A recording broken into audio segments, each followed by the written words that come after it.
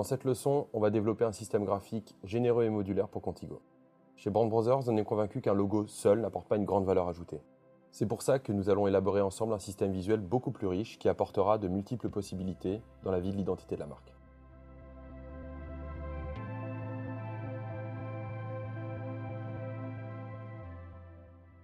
On va essayer maintenant de déduire de ce caractère un système graphique plus riche qui va nous permettre d'obtenir un esprit très particulier et beaucoup plus intéressant pour l'identité visuelle globale.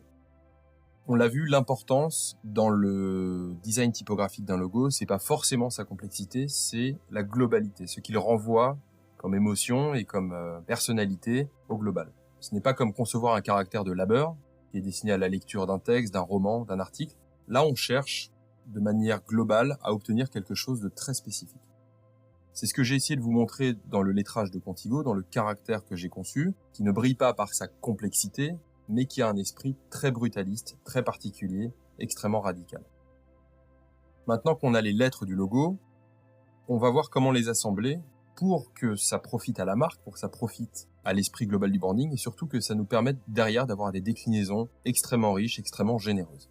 Pour ça, on repart d'une grille, pour plusieurs raisons. Parce que déjà, ça permet d'avoir quelque chose de beaucoup plus structuré, mais également parce que ça rappelle l'esprit qu'on veut véhiculer depuis le départ, c'est-à-dire les conteneurs empilés dans les ports.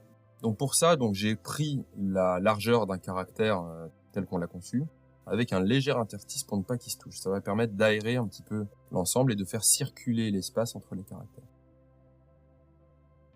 Pour ça, on va concevoir 3 patterns. Le premier est très simple. Vous avez le petit modèle à gauche et je vais vous le construire en live, au moins une partie, de manière à ce que vous voyez un petit peu comment ça se passe.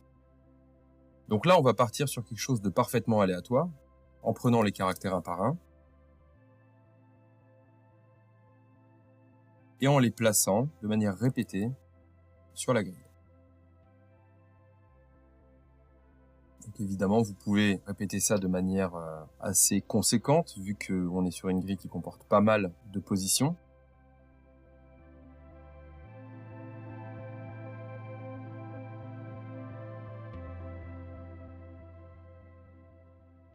Pour ça, pas de règle précise. On va positionner nos caractères de manière parfaitement aléatoire, en recherchant une certaine forme d'équilibre, évidemment, de cette manière-là. Donc jusqu'ici, rien de compliqué. Ce qui compte, comme pour la conception de notre caractère, c'est le travail préparatoire. Le travail préparatoire facilite les choses et vous permet derrière d'arriver sur des compositions qui sont faciles à réaliser, qui demandent quand même un certain niveau de technicité, mais par ce biais, vous savez exactement où vous souhaitez aller au moment où vous créez.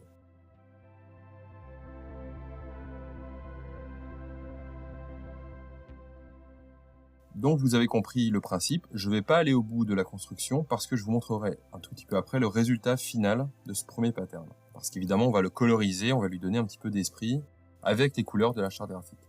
Et vous aurez compris que là, le but, c'est de créer des montagnes de conteneurs typographiques tels qu'on les voit dans les ports de commerce. Et voici le résultat final. Comme sur l'ensemble des déclinaisons que nous aurons à faire tout à l'heure, qui sont soit sur fond noir, soit sur un fond gris clair, une sorte de gris béton, avec des couleurs associées qui fonctionnent soit sur le noir, soit sur le gris clair. Donc voici 2 exemples, très imagés, mais très typographiques, qui font parfaitement le lien entre la problématique et nos exigences graphiques, nos standards graphiques. On obtient une sorte de mosaïque graphique très intéressante, qui va pouvoir venir habiller certains supports.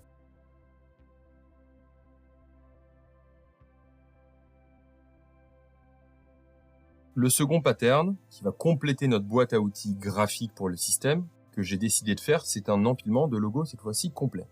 Alors pour cela, je suis parti du logo original, donc vous l'avez vu, le logo primaire, c'est celui qui est ferré en bas à droite. Et on va, dans cette mosaïque, construire 3 autres logos alternatifs, toujours sur la base de la même grille, parce qu'on part sur le même principe, ces empilements de caractères.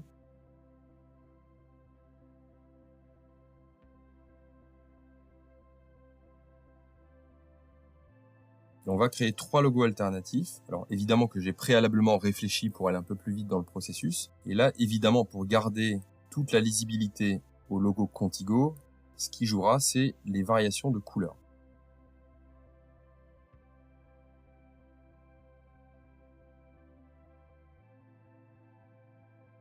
Donc vous voyez ici comment on construit ce second logo, de cette manière-là, en jouant toujours à une sorte de jeu de Tetris, à un jeu d'assemblage très simple, mais qui permet d'arriver à nos fins et d'arriver à un résultat que j'avais en tête, évidemment, assez rapidement.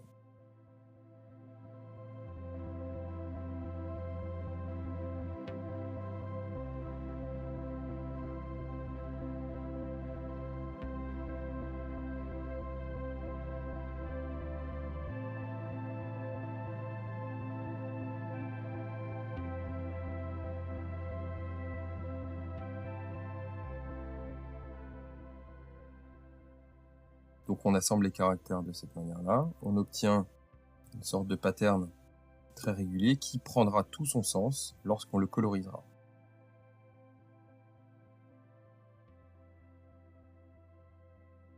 Comme ça notre pattern complet, et en reprenant les couleurs de la charte, on obtient ces 4 logos circonscrits dans un rectangle parfait qui vont nous permettre, vous le verrez tout à l'heure, de créer certains supports éditoriaux comme des couvertures de brochures, des posters, etc.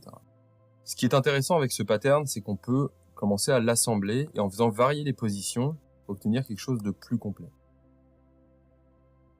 Donc si on le double en décalant l'usage de la couleur à chaque fois d'un logo, on obtient ce pattern alternatif. Si on pousse encore, on peut en obtenir 4. En poussant encore un petit peu plus loin, on peut obtenir cet assemblage-là. Et là, on obtient une vraie richesse graphique, on obtient quelque chose de très intéressant. Car ça forme une sorte de nappe, une sorte de texture typographique avec laquelle on pourra jouer un petit peu plus tard dans les différentes applications que je vais vous présenter. Le troisième pattern que j'ai décidé de créer, toujours dans l'optique d'avoir une sorte de richesse graphique dans notre langage, dans notre grammaire visuelle, c'est de jouer sur l'interaction entre la photo et la typographie. Incruster de la photo dans le graphisme. Et ce pattern le permet, et je vais vous montrer comment. Ce que j'ai décidé de faire, c'est de relier certains caractères entre eux, de cette manière-là, en créant des formes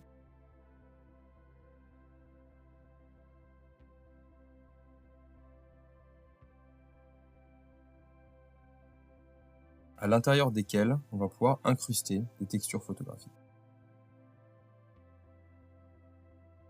À quoi ça sert? Ça sert à avoir une autre narration, à raconter autre chose et à pouvoir jouer sur l'interaction entre le message véhiculé par une photo et celui véhiculé beaucoup plus abstrait par une texture pure, par une texture typographique pure.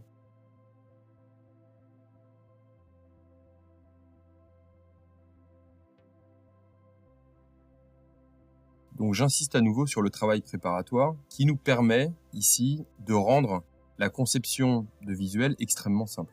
Vous voyez qu'on est sur des niveaux techniques très élémentaires, il n'y a pas de difficulté particulière.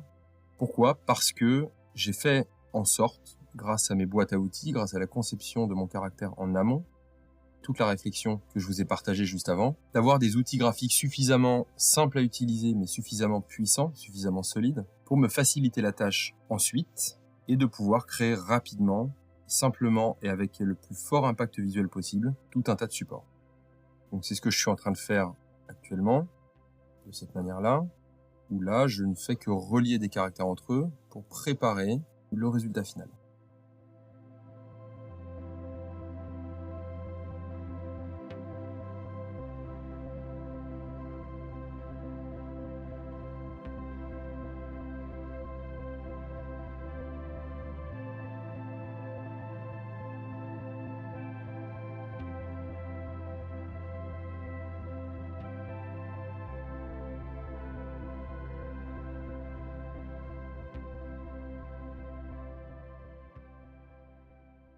Et voici. Donc n'hésitez pas à être très précis, à aller débugger certains aspects qui pourraient se glisser dans vos caractères, certains petits accidents. De cette manière, on obtient tous les outils nécessaires, tous les outils graphiques indispensables à la création de notre motif.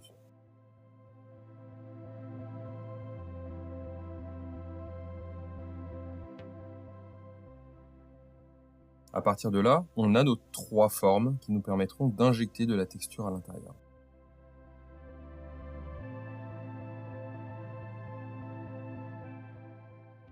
Et si on procède de cette manière-là, en plaçant notre texture photographique dans la forme, on obtient un effet extrêmement intéressant.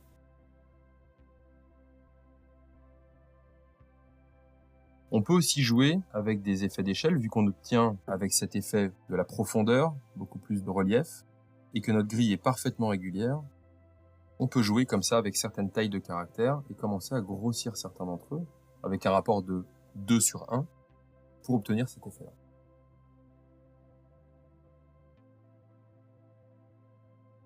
Je vous montre tout de suite le résultat final, qui est celui-ci, qui va nous servir à construire certains posters et certaines affiches par la suite. Donc voici certains résultats que je voulais vous montrer, que vous retrouverez dans les applications visuelles un petit peu plus tard.